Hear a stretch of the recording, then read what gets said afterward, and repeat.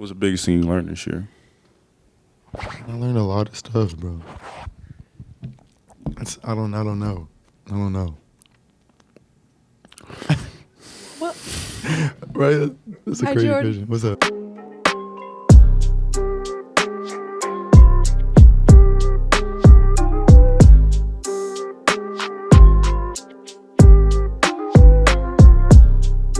Welcome to today's edition of Blackout Sports. I am your humble host, Matthew Wilson, your future favorite sportscaster, here with the latest at NBA news. But before we get started, go ahead and hit that like and subscribe button for updates on all the newest content. And of course, make sure you post your opinions in the comments as well. We always love to hear them. Remember, best comment gets posted at the end of every video. But for today's topic, we're going to talk about the Golden State Warriors and what do they do with Jordan Poole? Because the playoffs Jordan Poole just had was terrible. I don't want to kill him too much, but in my opinion, they got to try to move off of Jordan Poole. That's just my opinion. So let's run it back. They played the Lakers in the Western Conference semifinals. Anthony Davis was unstoppable.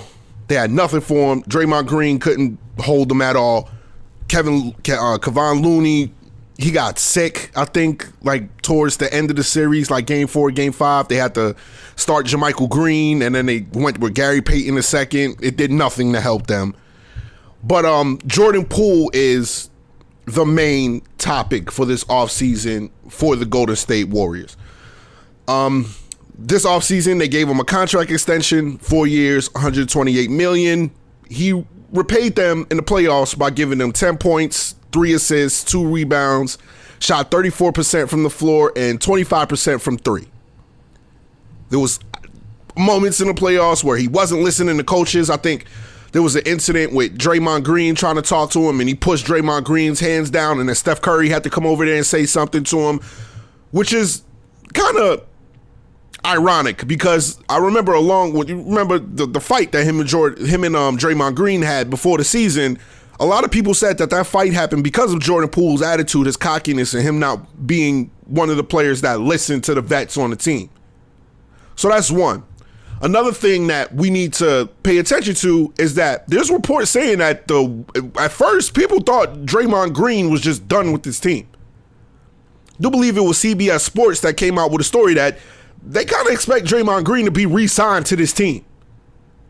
And if you look at Draymond Green's playoff numbers, he had a regular Draymond Green type playoffs, 9 points, 6 rebounds, 6 assists, averaged 1 block, 1 steal, shot 46% from the floor. I'd take that over Jordan Poole's numbers all day. I'm sorry. And I know that Draymond Green is the heart of that team. Remember, they tried to give the ball to Steph Curry, let him handle the rock, because what's his face?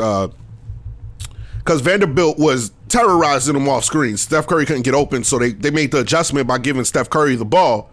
The offense didn't run as smooth. So Draymond Green is still the heart of that offense. And plus of what he gives you defensively every night and on a leadership role, I'm not getting rid of Draymond Green. I've been saying it all year. I'm keeping Draymond. I'm finding a way to keep Draymond Green. So, and plus, this offseason, the Warriors, they're going to have cap issues. They got a lot of cap issues, especially with the new CBA that's coming out.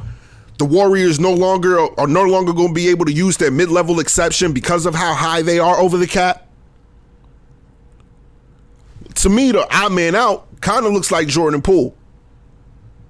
There's going to be questions around Klay Thompson.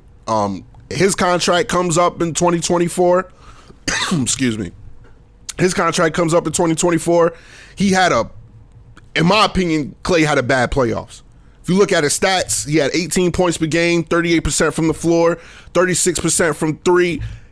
Any regular player, you're like, yeah, I'll take that. But here's the thing with Klay Thompson. Klay Thompson is usually a 50, 40, 90 guy. For those that don't know what that means 50% shooting from the floor, 40% from 3, and 90% from the free throw line. He did not have that this series. Didn't look like he had legs under his shot. Everything was short. Looked like he was forcing it a lot.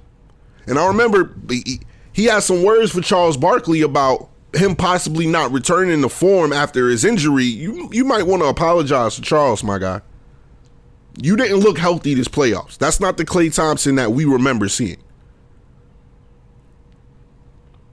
So I'm not even sure I'm giving Klay an extension either, because Klay's eligible for 4 years, 210. If from what I just saw, unless Klay has a bounce back year this year, there's no way I'm giving Klay 4 years, 210 mil. There's no way. And then you got other factors in there. The young players that they want to keep that they didn't want to trade. Kuminga, Moody, they didn't pan out this year at all. They got rid of Wiseman. They traded him to get Gary Payton back. This team, man, this team has a lot of questions this offseason. And to me, Jordan Poole is the main question that you need to answer. I do believe Bobby Marks, I heard Bobby Marks say it's possible that you take Jordan Poole and then you try to flip his contract for two players, one getting 15 mil, 110, to kind of help out with the depth with this team. I do that, man. I do that. Because judging from what I see from Jordan Poole, man, it doesn't feel like he fits what the Warriors want to do. His shot selection is horrid. Shot selection is horrid, man. And they just paid you all that money for you to have that type of attitude and come play like that in the playoffs, man. Contract kind of looks like it's a mistake to me. And I get he's young. He's nowhere near his prime. But the Warriors are trying to win now. They're not trying to wait for you to get your act together and develop. They got to maximize the years that Steph Curry has left now. So if I'm them, the best way for me to do that is to, Jordan Poole, we appreciate you. We really do.